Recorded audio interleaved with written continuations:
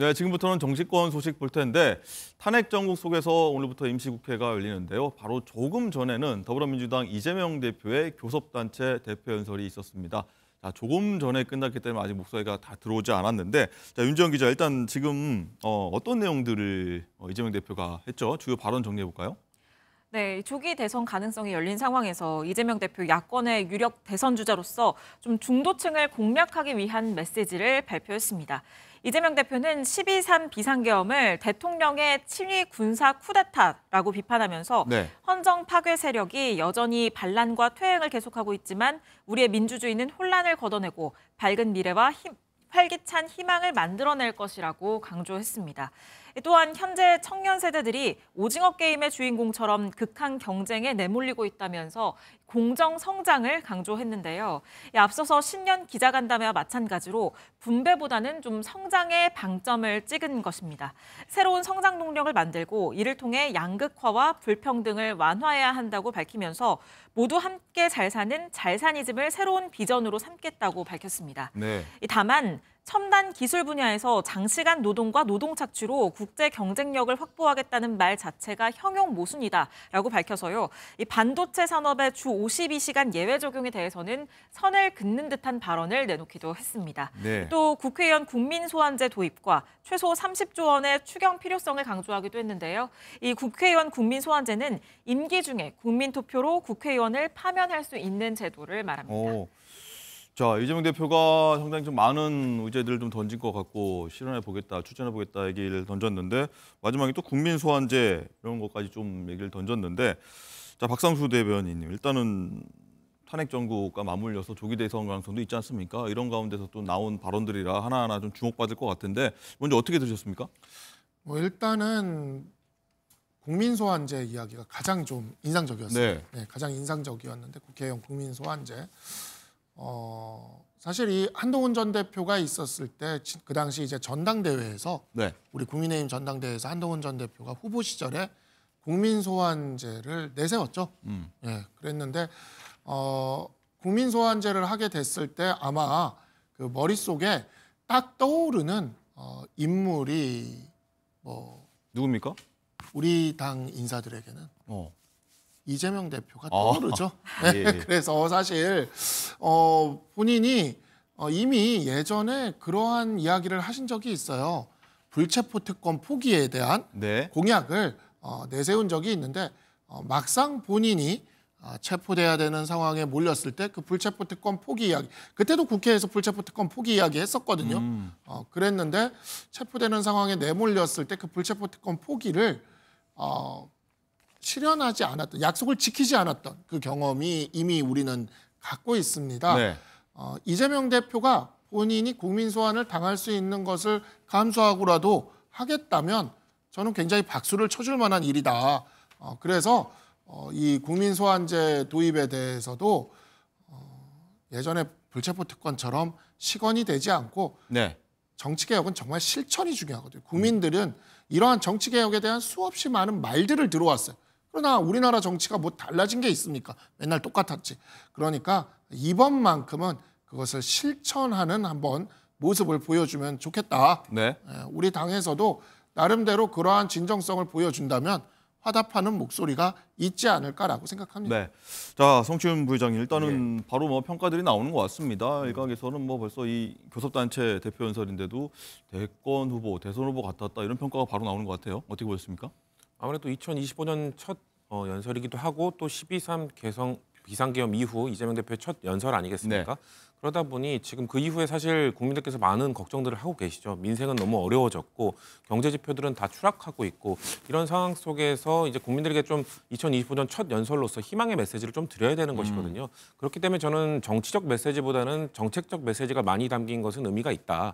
그렇기 때문에 아마 내일 이제 권성동 원내대표가 또 국민의힘 대표 연설을 하게 될 텐데 이런 뭐 정치적, 정쟁적 요소를 좀 많이 하기보다는 국민들께 정책적으로 어떻게 우리가 앞으로 2025년에 대한민국을 다시 이끌어갈 것인지를 좀 보여주는 이런 정책적 경쟁을 했으면 좋겠다는 네. 생각이 있습니다. 그렇기 때문에 저는 이재명 대표의 연설이 정책에 좀 중심이 쏠린 것은 아주 적절했다고 생각을 하고요. 정치적 메시지 중에서는 이 헌정 질서의 파괴에 대해서 우려 이런 것들을 많이 지적했습니다. 왜냐하면 12.3 비상계엄 이후 어느 나라나 뭐 이 정도의 사건은 일어날 수 있습니다. 하지만 이런 사건이 일어났을 때 어떻게 풀어가느냐가 그 나라의 민주주의의 수준을 보여주는 것이거든요. 근데 윤석열 대통령은 계속해서 사법부에 대한 공격으로 일관하고 있습니다. 그렇기 때문에 이런 것들은 대한민국 헌정 질서를 무너뜨리는 행위이기 때문에 우리 민주당이 이거를 막아내겠다라는 정치적 메시지를 던진 것으로 보이고 아까 말씀드린 것처럼 전체적으로는 이제 정책의 방점이 찍혔다 이렇게 정리할 수 있을 것 같습니다. 알겠습니다.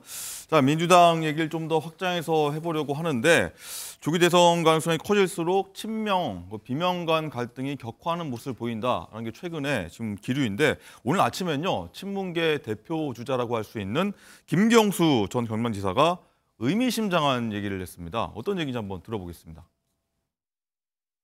이재명 대표가 앞서 나가고 있지만 거기에 안주하면 안 된다. 예를 들면 그런 거죠. 요리 하나만 보고 국민들이 손을 뻗겠습니까? 아니면 다양한 요리가 있을 때 국민들이 그러니까 이 요리가 마음에 들지 않는 국민들이라도 다른 요리를 보면서 그 식당으로 들어갈 수 있지 않겠습니까? 어쨌든 상에 올라와 있는 네. 요리가 맛있는 요리가 많이 올라오는 게 좋지 않겠냐라는 겁니다. 그 맛있는 요리 중에 하나로 당신도 뛰어드시오라는 요구가 있으면 그래도 막 거절하실 거예요? 그 요리를 만들 수 있는 좋은 식당을 함께 만들어야죠.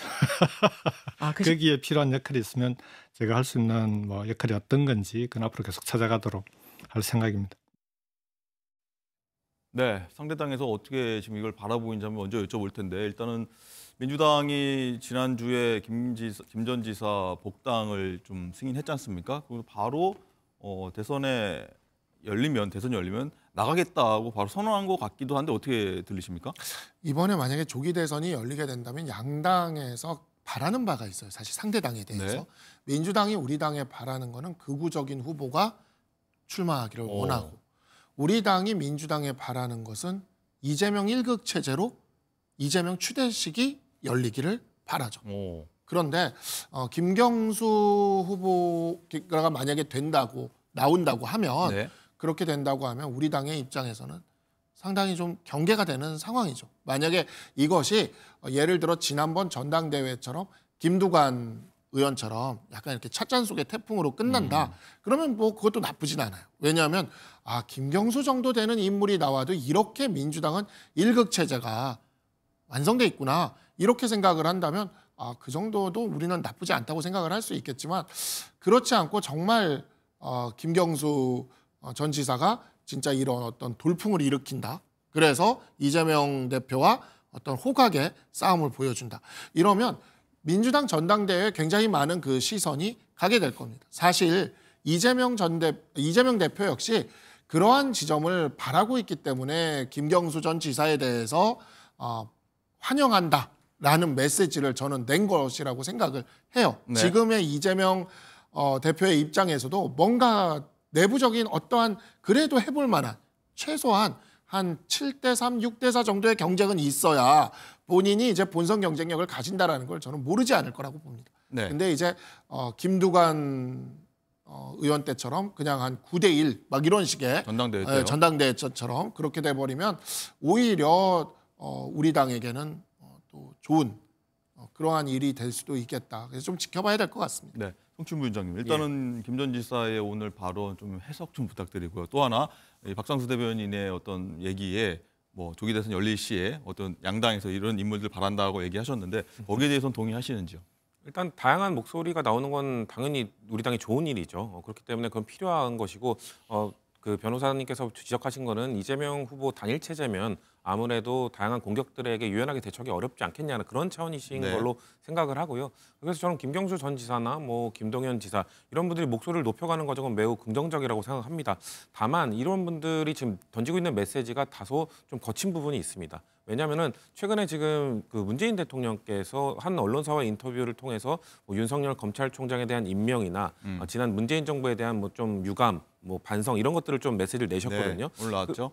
그런 메시지처럼 그렇다면 그때 주류였던 김경수 지사나 이런 분들이 같이 반성의 메시지를 내면서 이런 목소리를 내면 아주 좋을 것 같아요. 근데 뭔가 이 지난 대선의 책임론을 이재명 대표에게 넘긴다거나 사실 지난 대선의 패배의 책임은 문재인 정부의 책임, 이재명 대표의 책임 다 양측 모두 책임이 있는 것이거든요. 근데 서로 책임 공방으로 흐르게 하는 논쟁을 이끌어가는 거는 매우 부적절하다고 보고요. 네. 서로 우리가 내가 잘못했으니 내가 좀 더 잘못했으니 같이 좀 더 잘해보자라는 메시지를 던져야 되기 때문에 네. 저는 김경수 지사가 오늘 대통령이 나온 메시지를 좀 참고해서 김경수 지사뿐 아니라 뭐 임종석 전 실장도 비서실장이었기 때문에 네. 친문 진영이 그런 식으로 메시지를 내야 친명계에서도 어느 정도 받아들일 수 있다. 지금처럼 거친 방식을 내게 된다면은 아마 그 갈등만 더 커질 수 있습니다. 근데 저는 이런 것들을 좀 다 감안해서 메시지를 내게 된다면 지금 이제 좀 불거지고 있는 갈등들은 더 큰 민주당이 되기 위한 좀 어느 정도의 진통일 뿐일 것이다라고 생각하기 때문에 네. 좀 더 좋은 통합의 메시지를 이끌어 가기를 좀 기대해 봅니다. 알겠습니다. 자, 이재명 대표의 최근 행보 또 견제도 많은데 특히나 오늘 아침에 국민의힘 투톱 권영세 비대위원장과 권성동 원내대표도 이재명 대표를 향해서 강한 견제구를 계속해서 연달아 날렸습니다. 어떤 얘기인지 한번 들어보시죠. 이재명 대표의 전매 특허인 오락가락 정치가 점입가경입니다. 보고 있는 국민들이 어지러울 지경입니다. 52시간 예외 조항 하나에도 우왕좌왕하고 있으니 국민들이 이재명 표 우클릭에 냉소를 보내는 것입니다. 그래놓고 5년 내 3% 경제성장 달성, 장밋빛 청사진만 내놓고 있는데 이런 말을 누가 믿겠습니까? 과거 이재명 대표는 재벌체제 해체에 정치 생명을 걸겠다고 했습니다. 그런데 이번에는 삼성전자와 같은 기업을 만들겠다고 합니다. 국민을 속이기 위해 자신마저도 속이려는 것입니까? 리플리 증후군의 또 다른 거짓말로 보일 뿐입니다. 네, 당 내는 물론이고 이렇게 당 외 뭐 상대당에서 굉장히 공세수를 높였는데 송치훈 부의장님 일단은 국민의힘 투톱에서 굉장히 공세를 많이 부어보았습니다. 오늘 교섭단체 연설 관련한 내용이 가기도 하고요. 아니 이전에는 이재명 대표나 민주당의 정책에 대해서 계속 좌파다, 사회주의 정당이다 이렇게 몰아가더니 조금 좀 유연한 모습을 보이니까 갑자기 우클릭, 오락가락 이런 식으로 비판하는 게 저희의 정책이 좀 국민의힘의 정책과 좀 맞닿는 부분이 생기기 시작하면 환영해야 되는 것 아닙니까? 오히려 환영하면서 그 마음 변치 않길 바란다 이런 메시지를 던지면서 또 아니면은 세부적으로 대체 어디까지 우클릭하는 거냐, 어디까지 중도적 정책을 원하는 거냐 이런 식으로 제안을 하는 것이 국민들 듣기에 좋은 것이지 너 또 거짓말하는 거지, 너 지금까지 거짓말했지, 너 거짓말 또 하는 거 우리 안 믿어 이런 식으로 해버리면 앞으로 정치라는 게 아무리 윤석열 정부에서 이 정치라는 게 사라지고 정치적 협상이라는 게 실종됐다 하더라도 앞으로 2025년 이제 새로운 한 해를 맞이하면서 국민들께는 우리 협상할 수 있다는 여지를 좀 보여드려야 되는 것 아닙니까? 저는 그러면 이 권영세 비대위원장이나 권성동 원내대표 이런 분들이 좀 환영의 메시지나 앞으로 우리도 그런 거는 수용할 테니 이런 건 안 된다 이런 식으로 뭐 좀 찬성하는 것도 얘기하고 반대하는 것도 얘기하면서 정치를 회복시키기 위한 모습들을 보여줘야 되는데 무조건적으로 저렇게 공격하시는 모습 국민들께서는 여전히 그 국민의힘은 윤석열 대통령이 추구해왔던 야당을 인정하지 않고 입법부를 인정하지 않는 독불 장군의 정치를 이어받고 있구나 이렇게 느끼시지 않을까 생각합니다. 네, 지금 그리고 보시는 화면이 서울구치소 앞인데 일단 국민의힘 의원들이 여러 명이 일단 서울구치소를 쳐서 윤 대통령과 접견하고 있어서 조금 잠시 뒤에 아마 나와서 브리핑을 할 것 같아서 저희가 한번 계속 한번 주시해 보겠고요. 일단 윤 전 기자, 일단 그 김경수 전 지사뿐만 아니라 송치훈 부의장이 잠깐 언급했습니다만은 임종석 대통령 비서실장이 친명계를 강하게 비판을 했어요. 주말 사이에. 네, 그렇습니다. 지금 현재 이재명 대표 체제에 대한 비판 목소리가 커지면서 이 친명계에서는 망하는 길로 가는 것이다라는 비판이 나오고 있거든요. 친명 비명이 이 갈등이 점점 극화되는 양상에서 임종석 전 실장은 이렇게 얘기를 했습니다. 김경수, 김동연, 김부겸 등 모두 나서달라고 설득해도 모자랄 판에 인격적 공격을 하는 건 아니지 않느냐라고 밝히면서요. 이 대표 옆에서 아첨하는 사람들이 한 표도 더 벌어오지 못한다. 갈라치고 비아냥대며 왜 애써 좁은 길을 가려고 하는지 안타깝다라고 지적했습니다. 또 지난 대선 때 얘기를 했는데 지난 대선 때도 빨간불이 깜빡이는데 앞만 보고 갔다면서 언론과 여론조사가 지속해서 경고음을 보냈지만 무시했다. 이번에는 달라져야 한다. 이렇게 호소했습니다. 네. 자, 박성세 의원님 일단 상대당 입장에서 봐야 될 것 같은데 굉장히 아첨이라고 표현까지 쓴 거는 굉장히 좀 센 것 같아요. 네, 그래 뭐 사실 이재명 일극 체제의 문제점에 대해서는 국민들이 다 느끼고 있잖아요. 사실 그 아버지 이재명이라는 말이 가지고 있었던 그 지점들 이런 것들에 대한 것을 모두가 느끼고 있었는데 드디어 이제 민주당 내부에서 조금 상식적인 목소리들이 좀 나오고 있는 것 같다라는 생각이 들고요. 우리 당 입장에서는 이런 식의 민주당이 상식적인 모습을 나타낼수록 약간 걱정스러운 면이 있는데 또 지금 성치훈 부의장님께서 이렇게 그 부분에 있어서 이렇게까지 해서는 안 된다라고 이렇게 좀 눌러주는 모습을 보니까 약간 또 안심이 되는 면도 있습니다. 약간 좀 안도가 되는 면도 있고, 네. 예, 이 이재명 대표가 계속 이런 식으로 약간 좀 일극체제로 가주는 게 저희들 입장에서는 전혀 나쁘질 않아요. 그리고 아까도 이야기를 했는데 제가 다른 방송들에서 이렇게 또 만나는데 소위 말하는 친명계 패널이신 분이 그런 얘기를 하시더라고요. 그러니까 문재인 정부 때 그 이재명계가 굉장히 그 핍박을 당했던 이야기를 하시더라고요. 그래가지고 뭐 굉장히 많은 핍박을 당했는데 어느 정도였냐, 뭐 수사를 받고 하는데 누구 하나 의원 중에서 도와주는 사람이 없어서 당시 그 대구시장이었던 우리 당의 권영진 의원, 권영진 의원이 탄원서 써준 게 그렇게 고마웠더라라고 얘기를 하면서 지금 그래도 한동훈계는 그래도 한 20명 가까이 있지 않느냐, 자기들은 한 명도 없었다 이렇게 얘기를 하면서 그 얘기를 하더라고요. 문재인 대통령이 제대로 했으면 이재명 대표가 과연 대선에서 졌겠느냐 이렇게 이야기를 하는 거예요. 그러니까 대선 패배론에 대해서 그렇게 얘기를 하는데 제가 또 다른 방송에 가서 그 얘기를 했더니 다른 또 이제 약간 그분은 이제 친문 계열 패널인 것 같은데 그분은 그렇게 얘기를 하는 거예요. 박근혜 대통령이 이명박 대통령의 나쁜 인기를 극복하고 대통령이 됐던 걸 생각하면 문재인 대통령이 마지막 지지율을 생각하면 그 정도 지지율이 대선에서 이기지 못하게 만들었다고 이재명 계열이 그렇게 얘기할 문제는 아닌 것 같다. 이렇게 또 얘기를 하더라고요. 그래서 제가 지난 대선 패배의 원인을 민주당 내에서는 이렇게 각자 보고 있구나. 그러니까 이재명 대표는 문재인 대통령에 제대로 실정을 했고 제대로 못했기 때문에 내가 졌다. 그 문재인 대통령 계열, 친문 계열은 이재명 대표가 박근혜 대통령 수준의 돌파력도 보여주지 못했기 때문에 졌다. 그래서 지금 이런 부분들이 왜 2022년에 패배했는가를 가지고 친문과 친명이 싸움을 시작했구나라는 생각이 들고요. 이것이 이제 그 현재 친문 친명의 갈등의 뿌리지 않을까라고 생각이 좀 듭니다. 성치훈 부회장님, 일단 두 말씀을 좀 분석하셨는데 말씀하신 두 갈래 분석이 다 종합돼서 그런 결과가 나왔지 않나 싶기도 해요. 예, 뭐 다 맞는 말입니다. 그러니까 근데 지금 타이밍은 남 탓할 때가 아니라 서로 내 탓할 때이기 때문인 건데 아까 말씀드린 문재인 전 대통령께서 어느 정도 내 탓도 있어라고 말씀하셨기 때문에 저는 이재명 대표가 이제 화답을 좀 해주면 좋을 것 같아요. 문재인 대통령께서 그렇게 말씀하셨으니 이제 친문계 인사들도 저는 메시지가 조금 변화가 있을 수 있다. 그렇다면은 이제 이재명 대표께서 친명계 좀 이거에 대해서 좀 발끈하시는 친명계 의원들이 있지 않습니까? 과격한 표현 쓰는 분들도 있고요.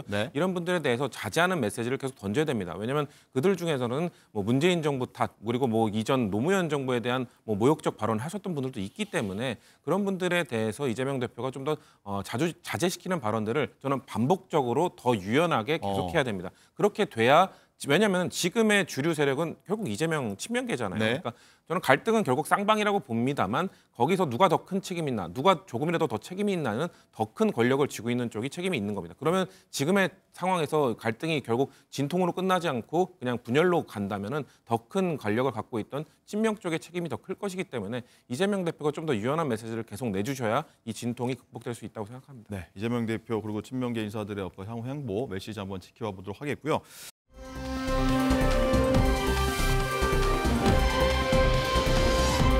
국민의힘 의원들이 윤 대통령을 접견을 하고 있는데 윤지영 기자, 일단 친윤계 의원 5명이 오늘 윤 대통령 접견을 했다고 하는데 누구누구죠? 네, 오늘 오전 10시에 접견을 했는데요. 김기현 의원, 추경호, 그리고 박성민, 이철규, 정점식 의원이 접견을 했습니다. 앞서 두 차례 여당 의원 접견과 마찬가지로 개인적 차원, 도의적 차원이라는 입장인데요. 다만 앞서서도 윤 대통령은 이 접견에서 비상계엄 선포의 배경, 그리고 계엄 선포의 정당성 등을 얘기를 한 만큼 이번에도 관련된 발언이 나올 것으로 보여집니다. 자, 성치훈 부의장님, 일단 계속해서 한번 질문을 드려야 될 것 같은데 일단은 이 야권에서는 옥중 정치다. 지금 대통령 접견하고 또 와서 또 지금 저희가 지금 대기하고 있습니다만 카메라가 계속해서 메시지를 내고 있지 않습니까? 윤 대통령 접견 후에 옥중 정치 비판하고 있는데 이 부분은 어떻게 보십니까? 그러니까 이렇게 계속해서 대통령의 메시지를 국민의힘 의원들 입을 통해서 나오게 되면은 국민의힘이 이 한창 비판을 받았던 대통령실의 여의도 출장소 아니냐 이런 비판에서 벗어날 수 없는 겁니다. 근데 사실 개인 차원의 접견이다라고 주장을 하고 있지만 그렇다면은 저는 개인 차원의 접견을 하는 그 국민의힘 의원들에게 되묻고 싶은 게 지금 국민의힘 모든 의원들은 우린 비상계엄은 잘못됐다고 생각한다. 다만 탄핵은 아니다라고 주장하고 있잖아요. 근데 대통령께서는 비상계엄이 정당하다고 얘기하고 있거든요. 대통령의 통치행위다. 계몽령이라는 얘기까지 나오고 있습니다. 이런 상황에서 대통령을 접견하는 것들이 국민들이 보실 때는 아, 국민의힘도 대통령의 의견에 동조하는구나라고 생각하지 않을까요? 그렇기 때문에 그거에 대해서 명확히 선을 긋지도 않으면서 뭔가 개인 차원의 접견일 뿐이다. 인간적 도리를 다할 뿐이다. 이런 메시지가 과연 정당한가? 저는 국민의힘 지도부가 그리고 계속해서 윤석열 대통령이 사법부를 공격하면은 국민의힘 지도부 입에서도 사법부를 공격하는 메시지가 나오고 사법부의 정치적 편향성, 뭐 정당성의 절차적 문제 이런 것들을 대통령 변호인 측이 얘기할 때마다 이 국민의힘 지도부가 똑같이 얘기하고 있습니다. 이게 지금 과연 대통령과 선을 긋고 있는 것인가? 대통령이 말하고 있는 비상계엄의 정당성을 그럼 옹호하고 동조하는 것 아니냐라는 질문에 대해서 자유로울 수 없거든요. 그렇기 때문에 이렇게 계속 접견을 하실 거면 명확하게 입장을 표명해야 됩니다. 우리도 대통령 얘기 들어보니 비상계엄이 정당했다. 정말 그렇게 생각하시는 건지 아니면 계속해서 부당하다고 생각하시는 건지 이렇게 애매모호한 스탠스는 저는 국민들이 보시기에는 적절치 않을 거라고 생각합니다. 네, 박장수 대변인 일단은 근데 뭐 다른 반론에서는 어떻게 이 윤 대통령이 이 구치소에 있는데 접견 안 갈 수가 있느냐, 인간된 도리가 아니다 이런 얘기도 있는가 하면은 혹시 있을 조기 대선에서 있다면 중도층 잡아야 되는데 이게 계속 멀어지는 거 아니냐 이런 반론도 있고요. 어떻게 보십니까? 이거는 사실 그 지난 추석 연휴죠, 설 연휴죠. 설 네. 연휴 때 그 뭐 방송국에서 손석희 씨 그다음에 홍준표, 홍준표 유시민 대구시장, 이렇게 예. 해가지고 토론 비슷하게 하지 않았습니까? 네. 여기서 저는 참 우리가 이 12월 3일 계엄에 대해서 제대로 부정하지 않고 그 다음에 탄핵에 대해서도 끝까지 반대하면서 이러한 스탠스를 유지했을 때 전 국민이 보는 만약에 조기 대선이 치러진다면 TV 토론에서 우리 당의 후보가 어떻게 비춰질지를 보여준 아주 전형적인 사건이었던 거예요. 네. 거기서 이제 보면은 유시민 씨가 유시민 작가가 홍준표 시장한테 당내 극우 세력들한테 잘 보이려고 하는 것 같다. 라던가 아니면 계엄에 대해서 어떻게 생각하냐 하면서 계속 몰고 들어가니까 홍준표 시장도 결국 견디다 못하니까 유신은 내란이 맞는데 그런데 이곳은 내란이 아니다라는 이야기까지 가버렸단 말이죠. 그러고 나니까 이제 홍준표 시장이 또 당내에서는 어떻게 박정희 대통령에 대해서 내란범이라고 할 수가 있느냐라는 비판에 또 요즘 부딪히고 있거든요.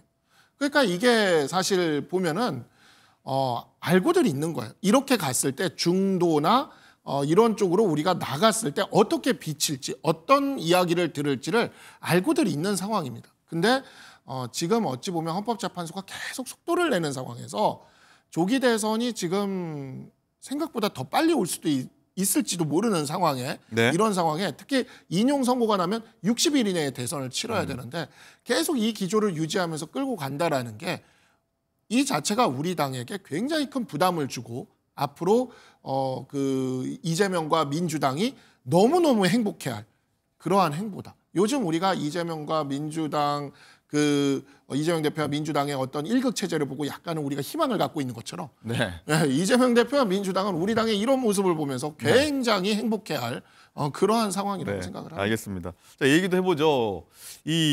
이런 국면에서 보수 성향의 다큐멘터리가 연달아 개봉된다고 합니다. 성치원 부의장님, 일단은 6.25 전쟁 전후부터 최근 비상계엄까지 담는다는데 문 대통령 얘기도 나온다고 하고요. 이런 현상들은 누구에게 유리할지 또 이렇게 어떤 이 현상을 어떻게 좀 파악해야 될까요? 그러니까 내용을 봐야 알 것 같은데요. 뭐 6.25 전쟁 말고 이제 비상계엄에 대한 다큐를 만약에 담는다. 그러면 비상계엄에 마치 정당했다는 방향성으로 몰아가는 지금 이 다큐라면- 포스터인 것 같아요. 그렇죠. 그런 내용이라면 저는 그냥 강성 지지층만 좋아하는 영화면은 전혀 이 중도 확장성이나 만약에 이루어질 조기 대선에서 전혀 도움이 되지 않을 거라고 보거든요. 혹시나 모를 뭐 이번 집회 탄핵 반대 집회 보면 2030 세대들도 많이 한다고 하지 않습니까? 볼 수도 있는 거 아닙니까 이거? 글쎄요, 그 얼마나 많은 사람들이 볼지는 저는 의문이 있습니다. 그리고 지금 뭐 2030들이 많이 모이고 있다라고 계속 뭔가 강조를 하고 있는데 네. 정말 저 다큐를 볼 정도로 그렇게 적극적으로 나서는 청년들이 많을까요? 저는 그렇게 보지 않거든요. 우클릭을 할수록 사실 그리고 지금 서부지법에 그 폭동의 주역들 그런 사람들이 뭐 어떤 특정 종교 단체 출신이다 뭐 이런 얘기들도 많이 나오고 있는 상황 속에서 과연 일반의 2030 청년들이 글쎄요, 그분들은 공정에 대해서 민감하고 그런 건 맞습니다만 지금 대통령이 주장하고 있는 비상계엄은 정당했다, 사법부를 처단해야 된다, 휩쓸어야 된다 이런 메시지에 과연 동조할까요? 저는 그렇게 긍정적으로 보지 않기 때문에 저런 다큐가 갖고 있는 내용들은 결국 그냥 지지층, 강성 지지층 내부에서 뭐 본인들이 좋아할 만한 메시지만 들어가 있지 새로운 사람들을 영입한다거나 중도를 확장할 수 있는 그런 내용은 담겨 있지 않을 거라고 봅니다. 네. 그리고 사실상 최근에 대선 출마 선언을 했다고 평가받는 개혁신당 이준석 의원 다큐멘터리 영화도 다음 달에 개봉한 걸로 좀 알려지고 있는데 박상수 대변인 이게 어떤 의도이고 또 어떤 효과를 좀 기대할 수 있을까요? 글쎄요, 뭐 이준석 의원 같은 경우에 이런 식으로 화제를 만들어 나가는 것에는 꽤 능합니다. 저는 이준석 의원 하면은 제가 즐겨보던 예능 프로그램이었던 지니어스가 항상 생각이 나요. 네, 현재 그 지니어스라는 네. 그 장동민 개그맨이 저기 우승하고 네. 이준석 의원은 좀 일찍 떨어졌어요. 그 기억에 제가 기억나는데, 근데 어쨌든간에 그리고 또 이준석 의원이 또 다른 예능 프로그램을 했는데 그 예능 프로그램이 학교에 가는 거죠. 샤키로닐도 막 오고 그랬던 네. 거기에 아마 그 학교가 제가 나온 모교예요. 모교. 아, 그렇습니까? 그래가지고 예. 제가 나온 고등학교를 네. 거기 이제 그래가지고 그랬었는데 하여튼 이런 면에 있어서 상당히 그 잘하는 모습을 좀 보여줍니다. 그래서 이번에도 뭐 적절하게 어떤 B급 감성을 좀 담으면 네. B급 감성. 약간 이제 그런 표현 그런 것들이 좀 이렇게 벌써 제목부터 준스톤 이어 원에서 벌써 이 B급 감성이 약간 느껴지는데 네. 적절히 담으면 화제성은 만들 수도 있을지 모르겠다. 다만 그것이 어떤 정치적 의미로까지 이어질지는 잘 모르겠습니다. 알겠습니다. 자, 주말 사이 전국 곳곳에서 윤 대통령 탄핵 찬반 집회 열렸다. 이 얘기도 한번 정리를 좀 해볼까 하는데, 자, 보수 진영 스피커로 떠오른 한국사 전한길 강사 얘기를 안 할 수가 없을 것 같습니다. 이번에도 집회 중심에서 목소리를 냈는데 어떤 얘기가 또 나왔는지 한번 들어보시죠. 국민의 뜻을 거역한 불의한 좌파 우리법 연구회 소속 헌법재판관 문영배 이미선, 정계선, 대한민국의 주적을 북한이라고 말할 수 없다는 정경미, 사회주의 혁명조직인 인민노련 출신이자 우리법 연구회 소속 40여건 대한민국의 반역자이자 헌법 정신을 유린한 민주주의의 역적이며 제2의 의사오적으로 역사에 기록될 것입니다. 네, 윤정 기자, 일단 보면 헌법재판소뿐만 아니라 민주당 향해서 맹비난을 쏟아내고 뭐 제2의 을사오적 얘기도 나오거든요. 어떤 발언들 나왔습니까? 네, 이 지난 토요일에 대구의 동대구역 앞에서 열렸던 네. 집회인데요. 경찰 추산으로만 5만 2천 명 정도가 운집했습니다. 저 앞 광장을 꽉 채운 규모인데 굉장히 많긴 하네요. 네, 단연 전한길 씨가 좀 주목받는 연사였습니다. 전한길 씨 여기에서도 이 앞서서도 이런 발언을 한 적이 있었죠. 대통령 지지율이 50%를 넘기고 60% 정도가 되면 헌법재판소 탄핵도 100% 기각될 것이다. 네. 이런 주장을 다시 한번 했고요. 그러면서 야당뿐만 아니라 여당 내 일부를 지적을 하기도 했습니다. 네. 국민의힘 의원 중에서도 조기 대선을 말하는 자들이 있는데 이게 부모가 멀쩡하게 살아계시는데 제사상 준비하는 거랑 뭐가 다르냐 이런 발언을 하기도 했고요. 또 이어서는 국민의힘 의원들은 비상계엄부터 지금까지 눈치 보면서 머뭇머뭇거렸다. 이제부터는 윤석열 대통령 탄핵 반대와 직무 복귀에 다 같이 한 목소리 낼 것을 부탁드린다. 이렇게 강조하기도 했습니다. 네, 송치훈 부의장님, 일단은 전한길 씨는 국민의힘 108명보다 뭐 파괴력이 크다, 뭐 이런 평가까지 내려지고 있는데 점점 영향력이 좀 강해진다고 봐야 됩니까? 영향력이 강해지는 것 뿐만 아니라 저는 저 발언의 수위가 너무 상당히 문제가 있다고 생각합니다. 뭐 저는 제2의 을사오정 얘기 그렇죠. 나오고요. 지금 계속해서 사법부, 헌법재판관들을 타겟팅해서 그들을 쓸어버려야 된다. 그리고 지금 저 집회에서 지금 우리가 영상을 보진 못했지만 헌법재판관 이름을 연사가 누군가 외치면 밟아 이런 분위기를 연출하고 있고요. 지금 만약에 기각을 하게 되면 인용을 하게 되면 이거 을사오적이다, 민주주의의 역적이다 이런 발언들 정말 괜찮은 겁니까? 저는 전환길 씨 지금 본인도 신변 보호 받고 있잖아요. 네. 지금 헌법재판관들 이름 한 명 한 명에서 밟아버려라 이렇게 이야기하는 것은 폭동들을 부추기는 겁니다. 서부지법 폭동 사태에서 우리가 그 폭도들이 재판관들 찾아가는 거 보지 않았습니까? 헌법재판관들 지금 그런 압력, 그런 압박, 그런 두려움 똑같이 느낄 겁니다. 본인도 신변 보호 받으면서 그렇게 두려움을 느낀다고 말하면서 본인의 이런 발언, 본인의 이런 영향력 있는 발언들이 이런 그 일부 지지자들에게 폭동을 일으킬 수 있는 그런 자극적 발언이 된다는 걸 왜 모를까요? 알면서도 저러는 거거든요. 그렇기 때문에 매우 부적절하다. 심지어 저 집회 현장에는 국민의힘 의원들, 심지어는 그 지자체장까지 가 있습니다. 네. 이건 정치적 중립에 위반하면서까지 가 있는 건데 저는 국민의힘 내부에서 저런 거에 대해서 비판의 목소리가 나와야죠.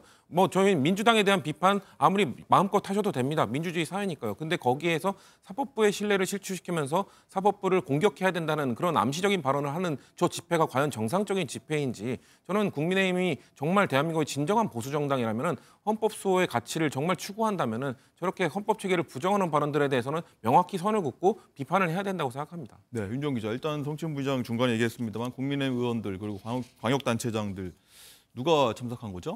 네, 윤재욱 의원 등 국민의힘 소속 대구 경북 지역 의원 10여 명이 참석을 했고요. 네. 또 이철우 경북지사도 참석을 했습니다. 이철우 지사는 직접 연단에 오르기도 했는데요. 이 도지사는 정치적인 내용을 연설하지 못하게 되어 있다라고 밝히면서도 이 대구 경북은 6.25 때 우리나라를 지켰다. 자유민주주의를 지켜낸 우리 땅이다. 이렇게 얘기를 하면서 애국가 1절을 부르는 모습을 보이기도 했습니다. 그렇군요.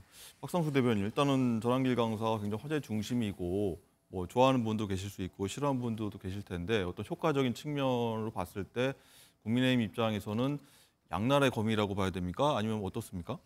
전환길 강사는 그냥 지금 이와 같은 정치가 이렇게 흘러왔던 것에 대해서 아직 잘 몰랐던 우리 보수 우파 지지자의 아주 평범한 그 지지자들 중에 한 명이라고 생각을 해요. 네.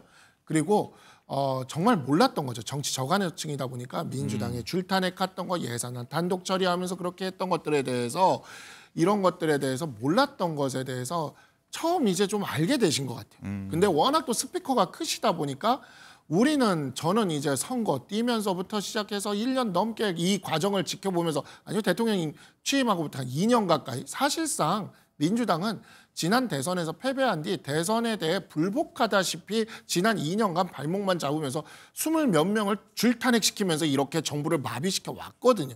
근데 그에 대해서 이제 처음 안 거죠. 알고 나니까 너무 분노가 되는 거죠. 그러다 보니까 우리의 잘못이 이렇게 있다 하더라도 그 민주당의 잘못이 너무 커 보이는데 또 이게 또 전환길 선생님이 이제 또 스피커가 워낙 크시다 보니까 이게 큰 스피커로 나가는 겁니다. 근데 그게 지금 호소력을 가지는 이유가 뭐냐면 너무나 그 진심이 담겨서 나가버리니까 그 진심과 그 순수한 열정이 사람들한테 다가가는 거죠. 제가 지난주에 다른 방송에서 제가 방송을 하기 앞에 전환길 선생님이 방송을 하셨어요. 예. 그래서 제가 그 자리에서 앉아서 하는데 스튜디오 방송인데 네.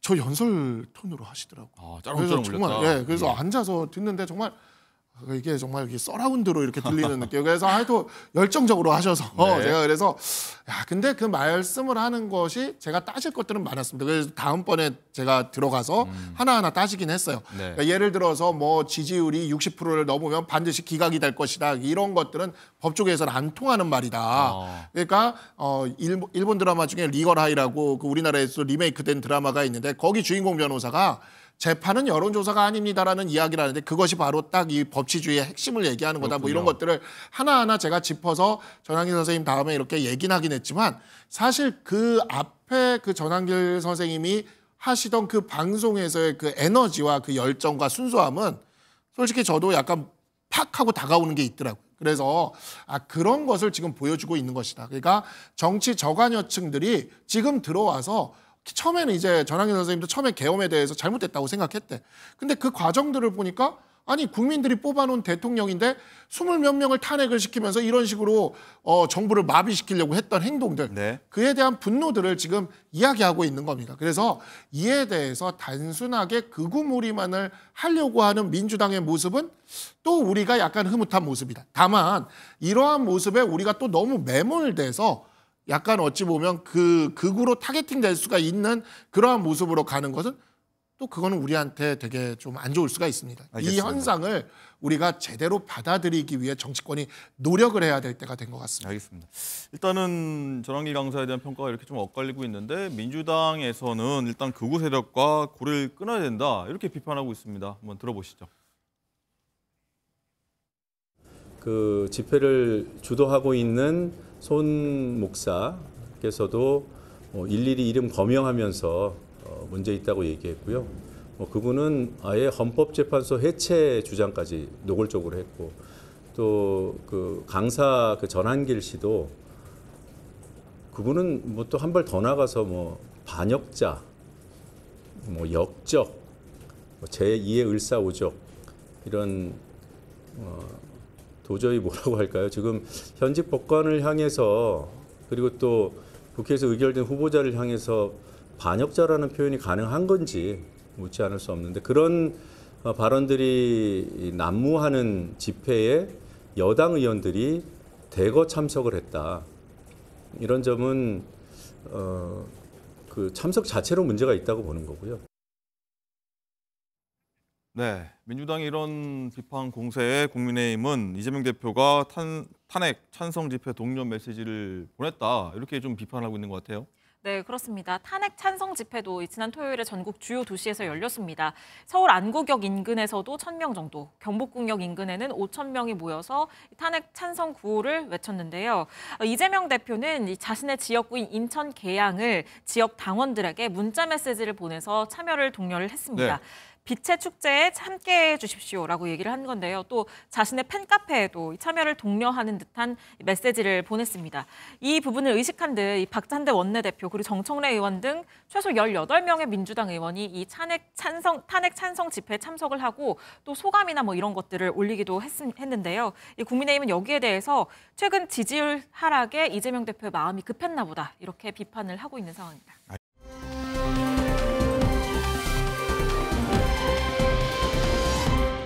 라이브픽입니다. 미국 시사주간지 타임 최신호 표지에 미 정보효율부 수장인 일론 머스크 사진이 올라왔습니다.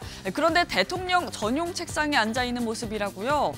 결단의 책상이라 불리는 미국 대통령 책상에 앉아있는 일론 머스크. 타임지가 합성 사진으로 마치 대통령처럼 권력을 휘두르며 권한이 커진 일론 머스크를 저격한 겁니다. 이에 대해 트럼프 대통령은 타임지가 아직도 영업하고 있냐 조롱하며 머스크는 훌륭한 일을 하고 있다 옹호했고요. 머스크도 트럼프를 사랑한다며 충성심을 드러냈습니다. 하지만 두 사람이 추진하는 정부개혁 곳곳에선 파열음이 나오고 있는데요. 연방정부 인력 감축에 반발하는 시위가 일어나거나 정보효율부에 부여된 재무부 결제 시스템 접속 권한을 일시 중지하라는 연방법원의 판결문도 나왔습니다. 머스크의 월권 논란, 미국 언론은 이번 사진으로 두 사람 사이에 틈이 생기는 것 아닌지 분석하고 있습니다. 어제 북한 김정은 위원장이 건군전 77주년을 맞아 우리의 국방부에 해당하는 국방성을 찾았습니다. 그런데 이 자리에서 우리나라에 대해 어떠한 언급도 하지 않았다고요. 연단에선 김 위원장은 세계 분쟁의 배후는 미국이라며 미 정부를 비판하기도 하고 러시아 우크라이나 전쟁에 대해서도 러시아를 지지할 것이라는 입장을 냈습니다. 하지만 한국에 대해서는 언급하지 않았습니다. 지난해 연설에선 한국 괴뢰 족속 불변의 주적이라며 강한 대남 적개심을 표출했지만 올해 연설에선 한국에 대한 노골적인 표현이나 언급 자체가 없었는데요. 전문가들은 의도적인 패싱 전략으로 읽힌다면서도 트럼프 2기 행정부 출범 이후 정세 불확실성의 수위를 낮추며 대미 탐색전에 초점을 맞추는 것 같다 분석하고 있습니다.